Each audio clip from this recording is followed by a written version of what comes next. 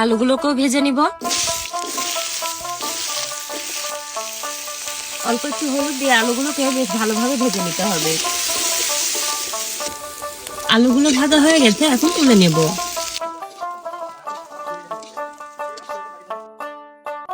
মশলার জন্য পেঁয়াজগুলো দিয়ে দিচ্ছি। পেঁয়াজ ভাজা হয়ে গেছে, এখন ফোড়নে গোটা জিরে দিয়ে দিব। অল্প পানি, পরিমাণ মতো লবণ, আদা রসুন বাটা, ঝালের গুঁড়া, হলুদের গুঁড়া, গরম মশলা। মশলা কষানো হয়ে গেছে, মাংসগুলো দিয়ে দিব। মাংসের সাথে ভালোভাবে মশলাগুলো মিশানো হয়ে গেলে 5 মিনিটের জন্য ঢাকনা দিয়ে ঢেকে দেব। 5 মিনিট হয়ে গেছে, এখন ঢাকনাটা চেড়ে মাংসটা একবার দেখে নেব।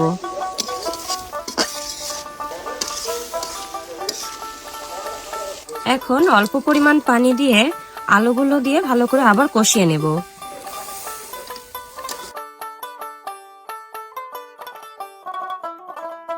আবারও 5 মিনিটের জন্য ঢাকনা দিয়ে ঢেকে দেব। এখন ঢাকনাটা সরিয়ে নিচ্ছি, পরিমাণ মতো ঝোল দিয়ে দিচ্ছি।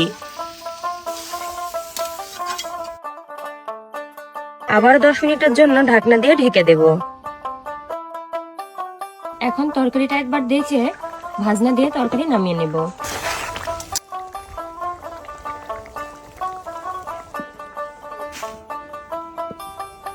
এই দেখুন বন্ধুরা, তরকারিটা কি সুন্দর রং আসছে। তো আজকের ভিডিওটা এই পর্যন্তই। সবাইকে অসংখ্য ধন্যবাদ। প্রতিদিন আমাদের ভিডিওটাকে দেখবেন, লাইক কমেন্ট শেয়ার করবেন, আর আমাদের সব সময় পাশে থাকবেন। আমরা যাতে একটা কিছু করে দেখাতে পারি, পরিবারের পাশে থাকতে পারি।